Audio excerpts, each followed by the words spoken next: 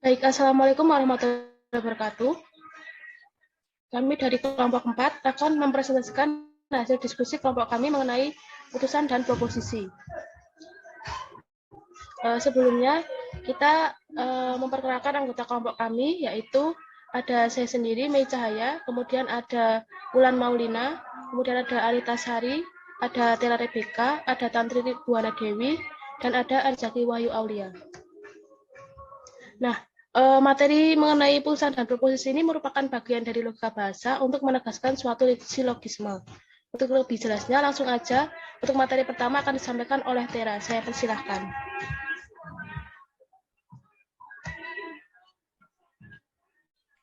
Baik, terima kasih moderator untuk kesempatannya. Di sini saya akan memberikan pengertian mengenai putusan dan proposisi.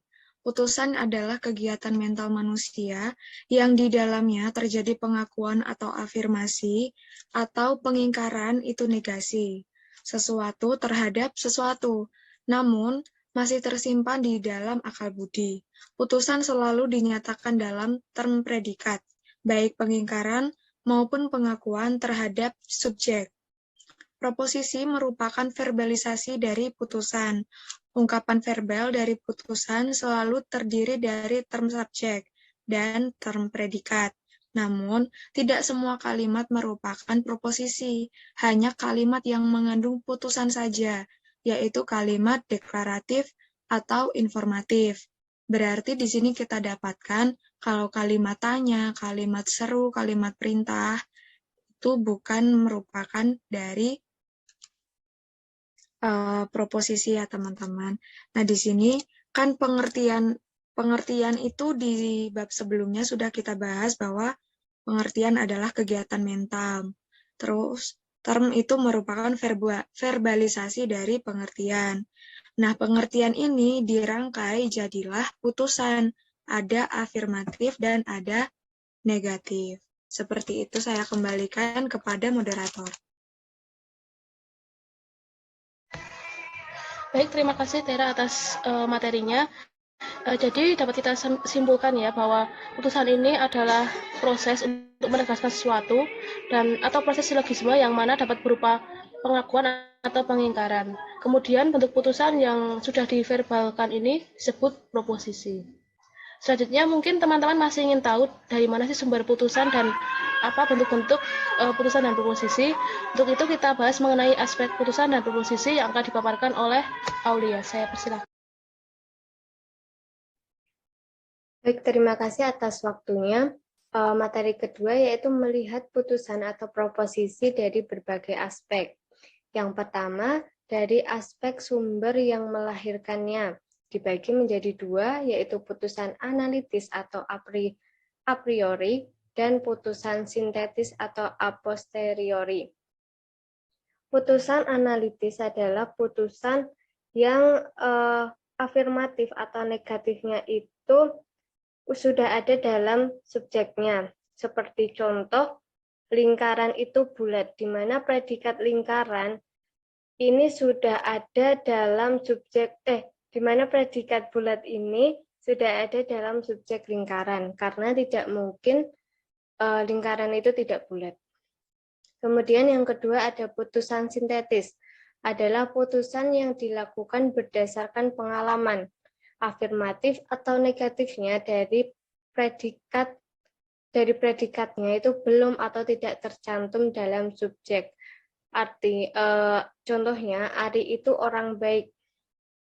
Predikat orang baik ini belum tentu ada pada Ari kalau kita belum dekat dengan Ari tersebut atau belum punya pengalaman dengan Ari. Contoh lain seperti Pulau Sumba itu cantik. Nah, predikat cantik ini belum tercantum dalam subjek Pulau Sumba karena butuh pengalaman atau butuh pengalaman untuk melihat Pulau Sumba tersebut cantik atau jelek. Selanjutnya,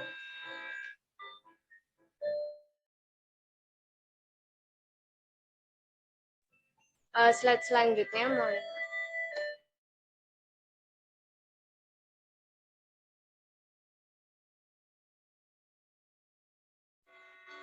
Kemudian dari aspek isi putusan atau proposisi dibagi menjadi dua, yaitu putusan kategoris dan putusan atau proposisi kategoris dan putusan atau proposisi hipotetis.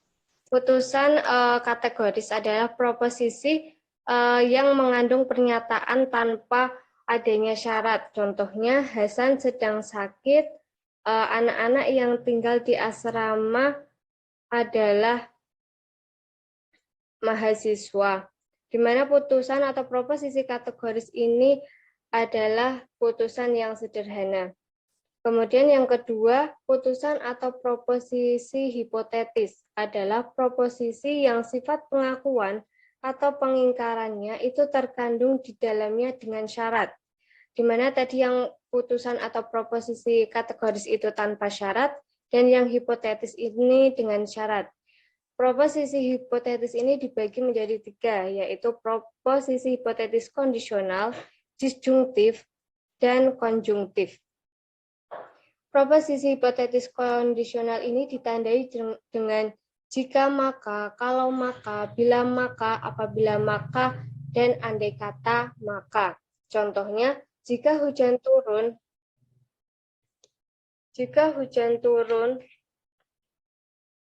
maka jalanan menjadi basah. Nah, setiap proposisi kondisional ini terjadi dari dua komponen, yaitu komponen anteseden dan komponen konsekuen.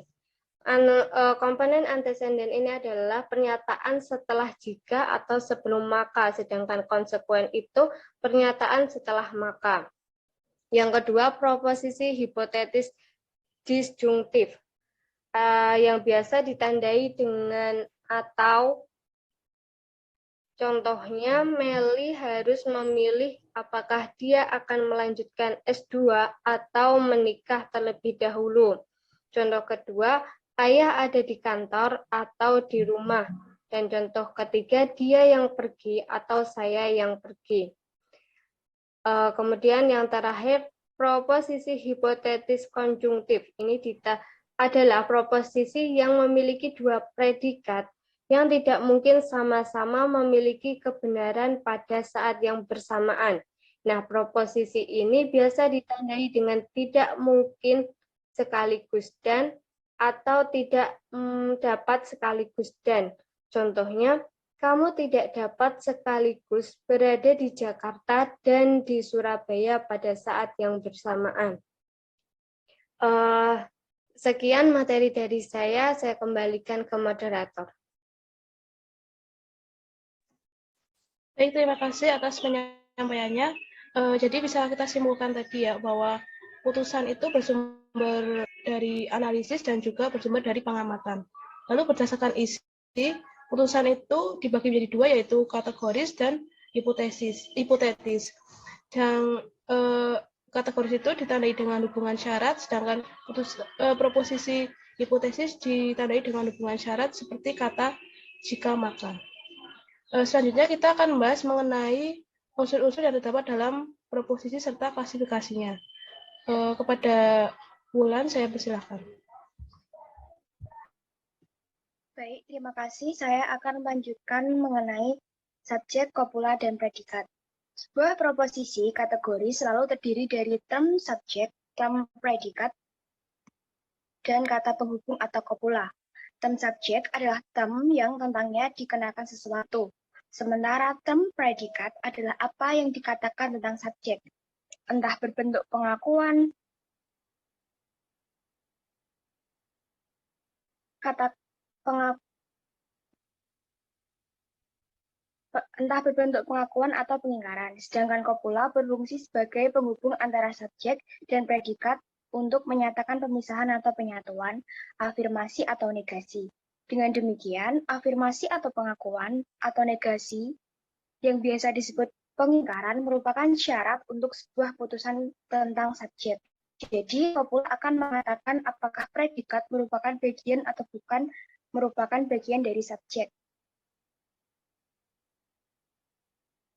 Ketiga unsur proposisi ini sering tidak langsung tampak dalam susunan sederhana yang ditemui dalam praktik penuturan sehari-hari. terutama menyangkut kopula. Misalnya, saya sakit. Kalau disimak, proposisi standar di sini sebenarnya saya adalah orang yang sakit. Dengan demikian, untuk bisa mengidentifikasi dengan baik unsur-unsur ini, proses standarisasi bisa merupakan langkah yang baik untuk mengidentifikasi dan menganalisis proposisi dengan baik. Selanjutnya adalah klasifikasi proposisi kategoris. Berdasar kuantitas subjeknya, proposisi dapat diklasifikasi menjadi proposisi singular, partikular, dan universal. Singular atau tunggal adalah kalau kuantitas term subjeknya mencakup satu orang atau benda, hal, dan tertentu yang pasti. Misalnya, Anna diterima di Harvard University. Proposisi ini singular karena term subjeknya adalah satu dan tertentu, yaitu Anna. Yang kedua adalah proposisi partikular. Partikular terjadi ketika kuantitas term subjeknya mencakup sebagian atau satu dan tidak tentu, entah itu orang, benda, atau hal. Misalnya, seorang mahasiswa sedang ditahan polisi. Seorang mahasiswa mencakup satu mahasiswa, sehingga proposisi ini adalah partikular. Yang ketiga adalah proposisi universal. Terjadi ketika kuantitas term subjeknya mencakup keseluruhan orang atau benda atau hal. Misalnya, semua mahasiswa menolak kenaikan BBM. Nah, seluruh rakyat di sini termasuk proposisi universal karena term subjeknya mencakup seluruh orang. Yang kedua adalah preposisi kategoris berdasarkan kualitasnya. Yang pertama, proposisi afirmatif. Terjadi ketika proposisi itu terjadi pengakuan atau afirmasi predikat terhadap subjek. Misalnya, ahli hukum mengenal keadilan. Nah, mengenal keadilan termasuk contoh dari pengakuan predikat terhadap subjek. Kemudian, yang kedua adalah proposisi itu negatif.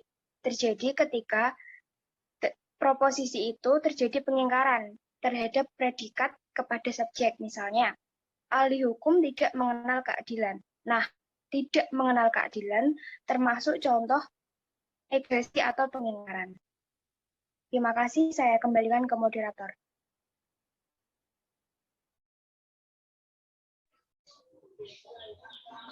Baik, terima kasih atas penjelasannya.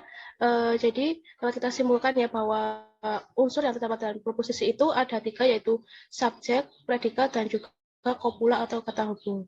Lalu klasifikasi dari proposisi ini berdasarkan kuantitas atau jumlah itu dibagi menjadi 3, yaitu singular atau satu, lalu partikular yang berarti beberapa, dan universal yang berarti semua.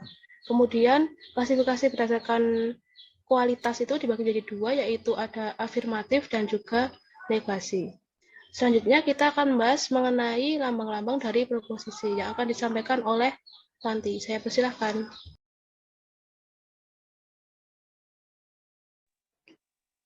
Baik, selanjutnya ada lambang logika atau letter name.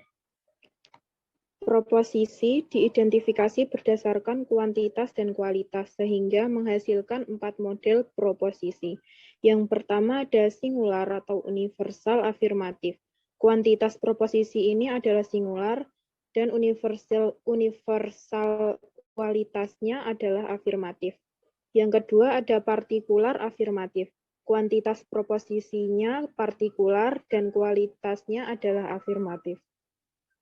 Yang ketiga ada singular atau universal negatif. Kuantitas proposisi ini adalah singular dan universal yang berkualitas negatif. Yang keempat ada partikular negatif. Kuantitas proposisi ini adalah partikular dan kualitasnya negatif. Kemudian selanjutnya lambang logika atau letter name. A melambangkan universal afirmatif dan singular afirmatif. I melambangkan proposisi partikular afirmatif. E melambangkan proposisi universal negatif dan singular negatif. O melambangkan proposisi partikular negatif. slide selanjutnya.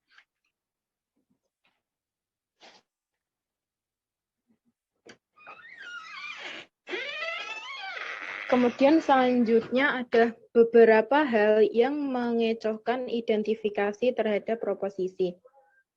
Yang pertama ada negasi ganda. Proposisi yang negasinya ganda berkualitas afirmatif atau pengingkaran ganda akan berarti pengakuan. Contohnya, tidak ada demonstran yang tidak militan. Artinya, semua demonstran itu militan. Proposisi ini berlambang logika A. Yang kedua, penggunaan kata negasi bersama dengan kata ada. Negasi yang bertempat di depan kata ada menunjukkan proposisinya adalah universal negatif. Contohnya, tidak ada tim sepak bola yang ingin kalah, berlambang logika E. Proposisi ini berarti semua tim sepak bola tidak ingin kalah. Yang ketiga ada kata tidak yang ditempatkan dengan kata petunjuk kualitas, seperti tidak semua, tidak sedikit, tidak banyak, sehingga menunjukkan pengingkaran atau negasi. Proposisi ini berlambang logika O. Contoh, tidak semua mahasiswa tidak lulus, tidak banyak mahasiswa lulus, tidak sedikit mahasiswa lulus. Sekian, saya kembalikan ke moderator. Baik, terima kasih atas pemaparannya. Dapat kita simpulkan ya bahwa lambang proposisi ini terbagi menjadi 4, yaitu A melambangkan universal atau singular afirmatif, E melambangkan universal atau singular negasi, I melambangkan partikular afirmatif, dan O melambangkan partikular negasi. Selanjutnya kita akan membahas mengenai luas term predikat yang akan disampaikan oleh Anita. Saya persilakan. Baik, terima kasih. Selanjutnya yaitu mengenai luas term predikat. Cakupan luas term predikat menunjuk pada cakupan realita atau kuantitas yang dimaksudkan oleh luas term predikat. Nah, pengukuran luas term predikat ini menggunakan prinsip yang sama dengan luas term subjek, berupa singular, partikular, atau universal. Kemudian cara menentukan luas term predikat ada 2, yaitu dalam proposisi afirmatif dan juga negatif. Dalam proposisi afirmatif, seluruh isi subjek dimasukkan ke dalam luas term predikat. Namun seluruh isi subjek itu hanya sebagian dari isi predikat. Singkatnya, seluruh isi subjek hanya merupakan sebagian dari isi predikat. Contohnya, kelinci adalah binatang. Keterangannya, seluruh kelas kelinci masuk ke dalam kelas binatang, tetapi hanya sebagian dari binatang yang masuk dalam kelas kelinci, karena masih ada binatang lain kecuali kelas kelinci yang menjadi bagian dari binatang, misalnya ayam, burung, sapi, dan lain-lain. Maka luas term subjek di sini adalah universal, sedangkan luas term partikularnya adalah luas term predikatnya adalah partikular. Kemudian dalam proposisi negatif. Dalam proposisi negatif ini, term predikat tidak meluangkan tempat sedikit pun bagi seluruh term subjek. Artinya, subjek sama sekali bukan merupakan bagian dari predikat. Maka luas term predikat di sini adalah universal. Contohnya, sebagian orang Kalimantan adalah bukan orang Indonesia. Keterangannya, sebagian orang Kalimantan itu sama sekali tidak masuk dalam kelas semua orang Indonesia. Maka proposisi di sini adalah partikular negatif, sedangkan luas term predikatnya yaitu universal. Nah, kemudian slide selanjutnya.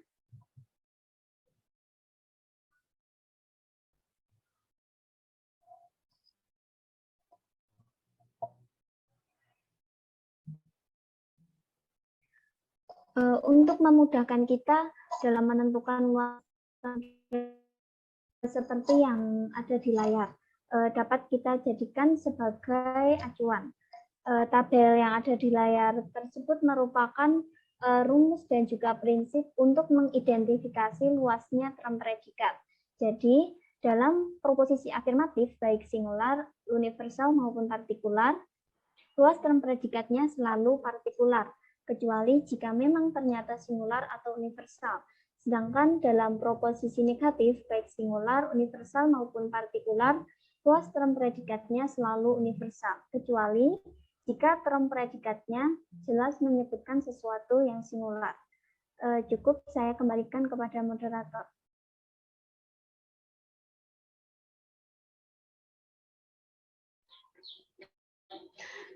Baik, terima kasih atas pemaparannya. Jadi dapat kita simpulkan ya bahwa luas term predikat ini tuh mencakup realitas dari jumlah term predikat. Maksudnya luas term predikat ini tuh berkaitan dengan silogisme atau hasil penarikan kesimpulan dari premis-premis dengan melihat kuantitasnya, apakah itu berapa, sebagian, seluruh, semua, dan sebagainya. Selanjutnya materi yang terakhir yaitu mengenai lambang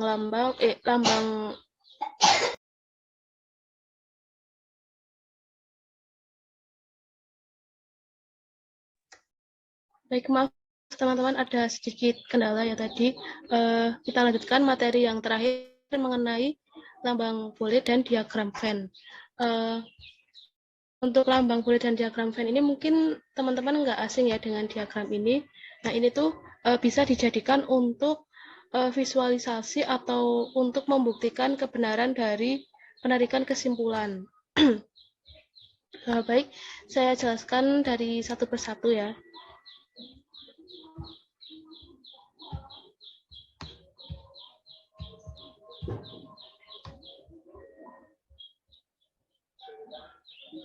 Nah, untuk yang pertama itu kita harus mengetahui apa itu S, apa itu P, dan P dengan garis di atasnya ini.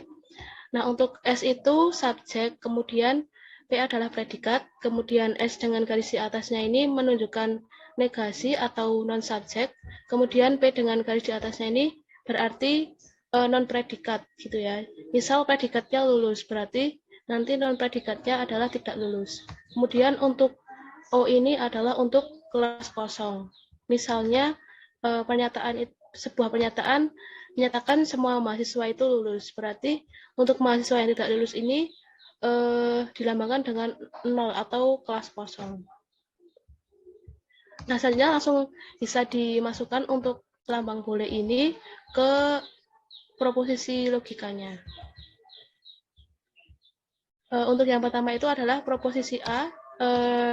Rumusnya adalah S dengan P negasi sama dengan 0. Ini tuh berasal dari data, semua S adalah P. Contohnya adalah semua mahasiswa lulus. Untuk tahu data yang lulus, maka perlu data yang tidak lulus.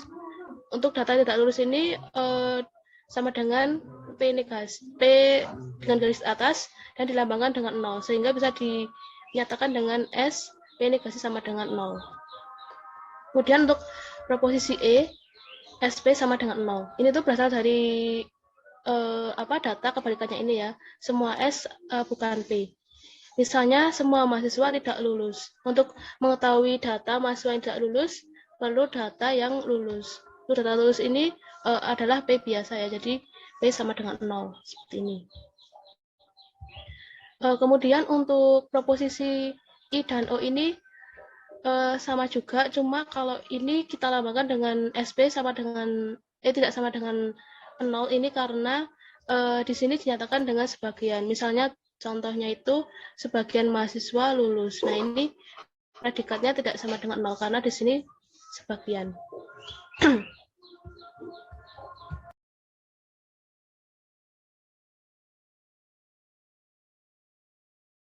Kemudian setelah kita mengetahui lambang Boolean ini ya, rumus-rumus ini kita bisa menyatakannya dengan diagram Venn. Untuk mengetahui diagram Venn itu kita harus tahu mana yang diarsir dan mana yang tidak.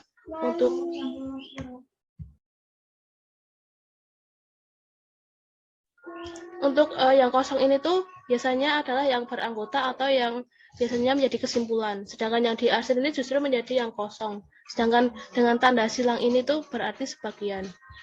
Misal tadi adalah proposisi A. S, P negasi sama dengan 0 ya. Misal contohnya semua mahasiswa rajin.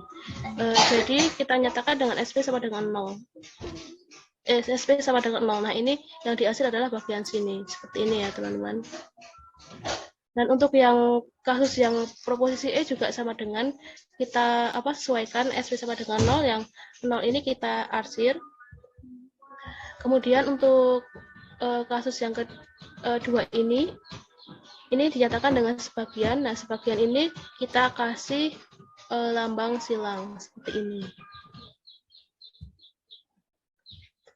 Nah, mungkin itu saja untuk lambang boleh dan diagram Venn itu untuk menyatakan hasil silogisme, dan itu tergantung ya kesimpulannya, apakah dinyatakan dengan seluruh atau sebagian.